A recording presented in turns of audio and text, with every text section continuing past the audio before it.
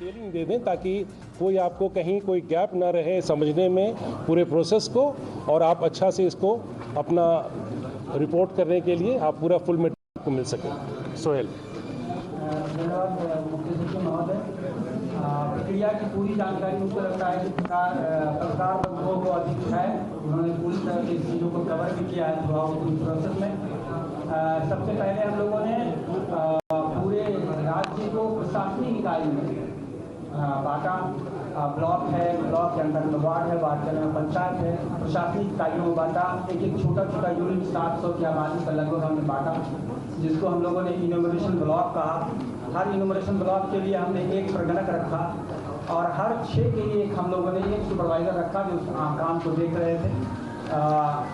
प्रथम चरण में जो मुख्य सचिव महोदय ने बताया, पूरे ट्रेनिंग की गई, 1 महीने तक ट्रेनिंग चली हमारी पटना से लेकर के, और सभी प्रखंड में हम लोगों ने ट्रेनिंग चलाई। और ट्रेनिंग चलाने के बाद लगभग 2,34,666 ऑपरेटर की सेवा ली गई है, 40,726 सुपरवाइजर की सेवा ली गई। और ट्रेनिंग का काम लगभग 3.5 लाख लोगों का 1 महीना तक चलता रहा। और ट्रेनिंग के बाद 7 जनवरी से हम लोगों ने मकान का नंबरीकरण किया और मकान से का हम लोगों ने डिटेल लिया कि कितने लोग उसमें रहते हैं, जो वहाँ से नाम ने कहा। फिर उन सभी आंकड़ों की एंट्री हम लोगों ने पोर्टल पे कराई।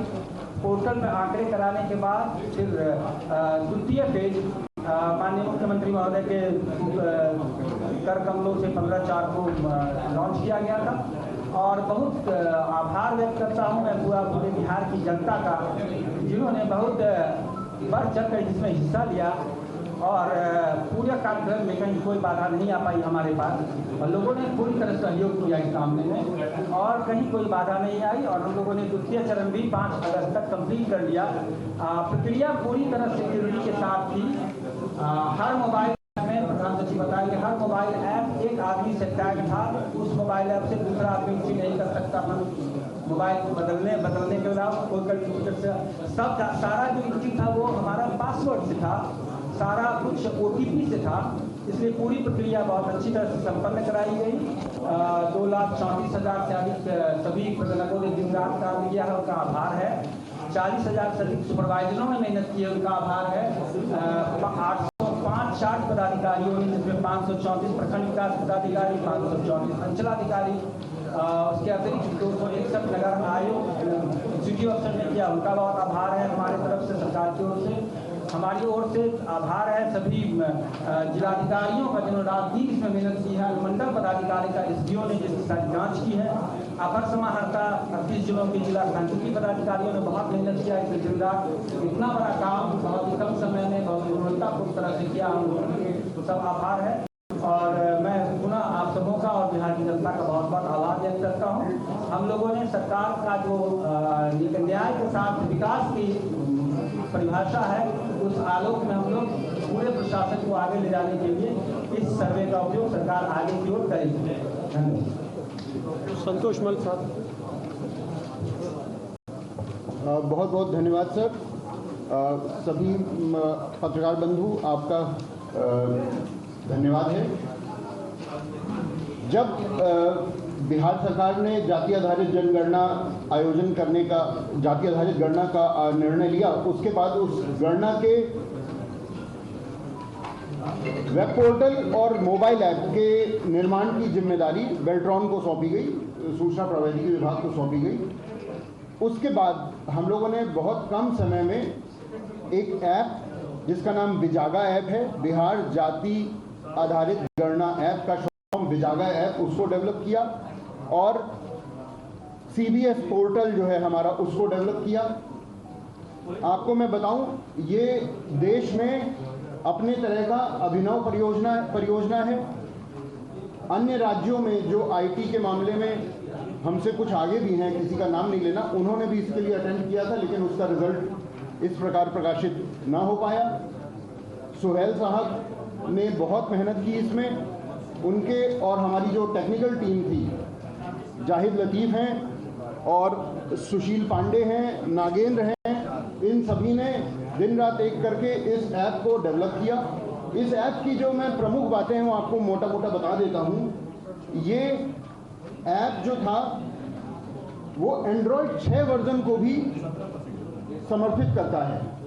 आप सब जानते हैं आज के दिन हम लोग किस वर्जन में एंड्रॉयड के काम कर रहे हैं। ये छोटे से छोटा मोबाइल जो हमारे इनोवेटर के पास, प्रगणक के पास था, 2,34,000 से ज़्यादा प्रगणक थे, तो उनके सभी ऐप को, उनके मोबाइलों को समर्थन कर सके ऐसा ऐप बनाया गया। तो मोबाइल एंड्रॉयड वर्जन 6.0 को भी ये समर्थित करता है और ये बिल्कुल सिक्योर है। ऐप में कोई भी स्क्रीनशॉट नहीं ले सकता है किसी के डेटा का। ऐप में कोई भी स्क्रीन रिकॉर्डिंग नहीं की जा सकती है।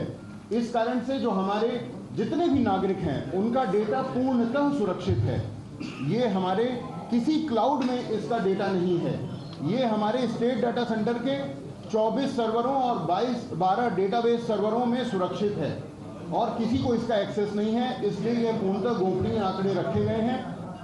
निजता का जो अधिकार है और जो डेटा प्रोटेक्शन एक्ट है उसके तहत सारी जो सुरक्षाएं हैं वो इसमें लागू की गई हैं।